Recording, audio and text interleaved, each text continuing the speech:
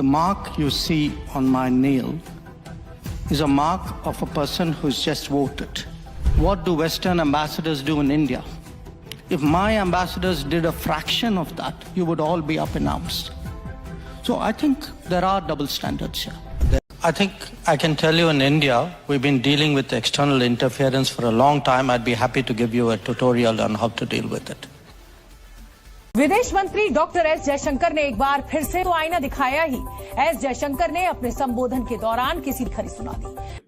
दोस्तों, डॉक्टर जयशंकर ने एक तकरीब में खिताब करते हुए ये कहा कि जिस तरह बाकी वेस्टर्न दुनिया नर्वस है, हम नहीं है।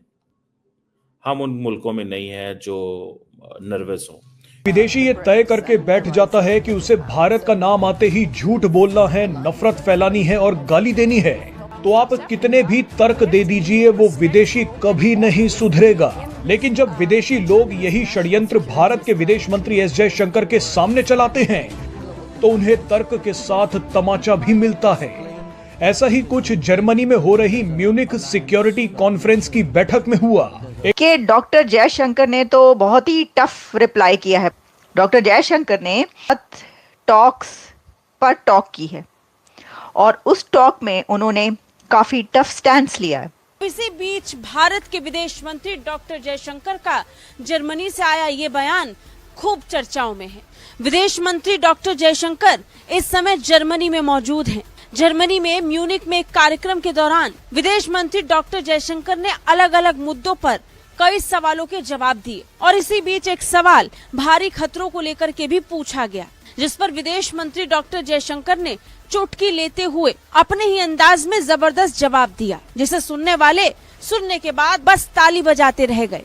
बासित साहब, भारतीय वजीर खारजा जयशंकर साहब तो बहुत ज्यादा ही पुरजोश लग रहे हैं। ये उनकी जो खुशी की इंतहा है, आप इसको किस तरह से देख रहे हैं? देखिए, खुश होना तो बनता है। भारत सवाल कि बाहरी शक्तियों से कैसे निपटा जाए और इससे निपटने की चुनौतियों का जिक्र करते हुए आर्मेनिया ने जवाब चाहा। अब इसी के जवाब में चुटकी लेते हुए विदेश मंत्री डॉक्टर जयशंकर ने कहा कि भारत को ऐसी बाहरी शक्तियों से निपटना अच्छे से आता है। विदेश मंत्री ने तो ये भी कहा कि इससे निपटने के तरीकों पर वो एक ट्यूटोरियल दे सकते हैं।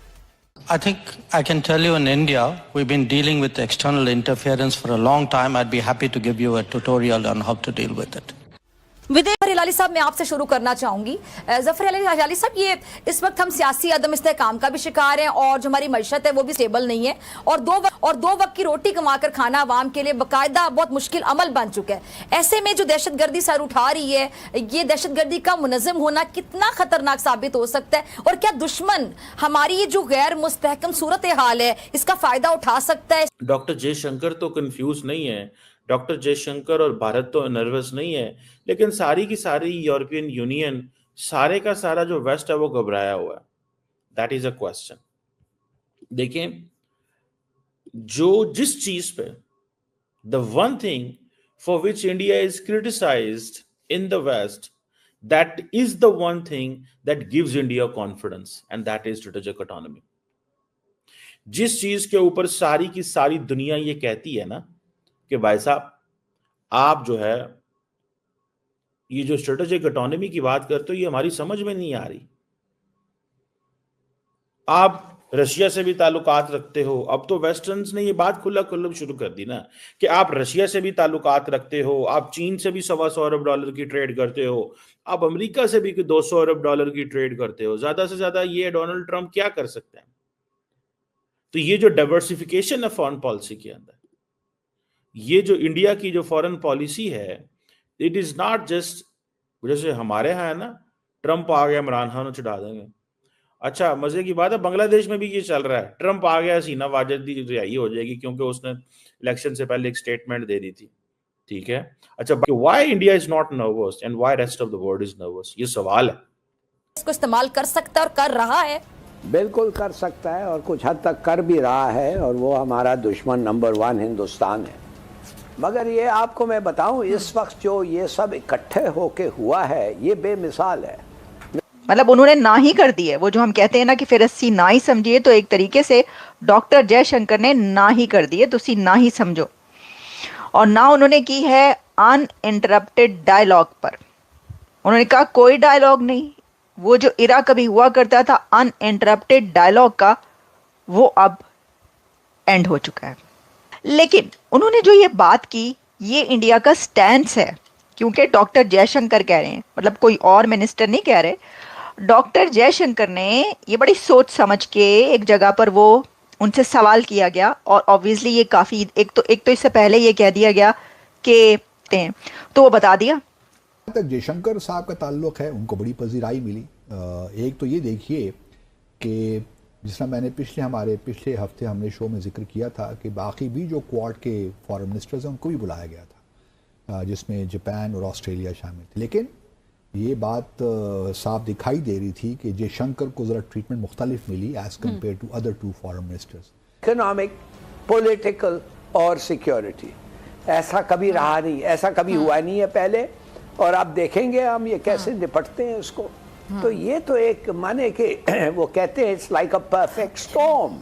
इससे क्या ज्यादा टेस्टिंग चीज हो सकता है इस मुल्क के लिए, एक मिसाल के तौर पे कि ये हमारा एक बहुत संगीन सा एक क्राइसिस है, इकोनॉमिक, एक टेरिबल क्राइसिस है पॉलिटिकल, और अब एक ह्यूज क्राइसिस आ गया है सिक्योरिटी। नमस्कार दोस्तों, भारत अब विदेश नीति की शिक्षा देगा यूरोप और अमेरिका को। दोस्तों, हम सब जानते हैं कि एक जमाने में भारत में ऐसी यूनिवर्सिटीज थी जिसमें पूरी दुनिया से छात्र आते थे पढ़ने के लिए, और वो सभी प्रकार के ज्ञान लेते थे, जिसमें कूटनीति और विदेश नीति भी थी। एक बार फिर से भारत अब यही करने जा रहा है। विदेश मंत्री जी ने क्लियरली कह दिया कि हमारी विदेश नीति हम खुद बनाते हैं, और अब वो किसी के दबाव में नहीं होती है। और अगर आप चाहें तो हम आपको वो सिखा भी सकते हैं कि हमारी विदेश नीति किस तरह से काम कर रही है। पाकिस्तान जैसे देशों को बहुत जरूरत है इस तरह की शिक्षा की, क्योंकि इनकी कोई विदेश नीति नहीं है। पाकिस्तान की कोई पॉलिसी है ही नहीं, क्योंकि पाकिस्तान कोई देश नहीं है, एक फौज है जिसने कुछ लोगों को अगवा कर लिया, एक तरह से एक फौज है जिसने एक मुल्क पे कब्जा कर लिया है। कुल मिला के यही पाकिस्तान है और कुछ नहीं। जब तक वो कब्जा रहेगा पाकिस्तान रहेगा, और जिस दिन वो कब्जा खत्म हो गया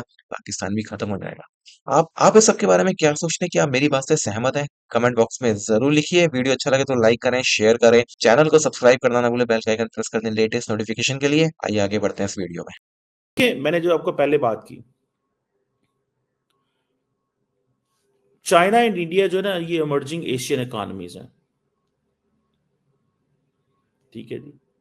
यूएस इंडिया जो डिफेंस ट्रेड है ना, and US India defence collaboration, operationalisation of the quad, जो वर्क स्ट्रीम्स, क्वाड की बड़ी वर्क स्ट्रीम्स हैं, अगर आप सिर्फ वही देख लें तो आपको पता चल जाएगा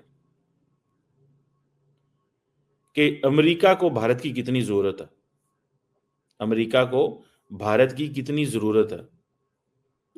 एंड देन ये जो मैंने आपको बताया, ये जो कॉन्फिडेंस है ना, ये कॉन्फिडेंस नहीं आपको मिलेगा जो इंडिया के पास है।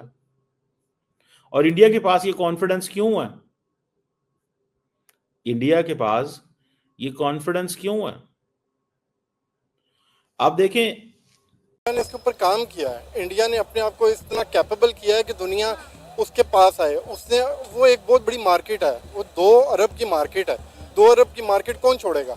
हर मुल्क चाहता है कि वो 2 अरब की मार्केट को कैप्चर करे।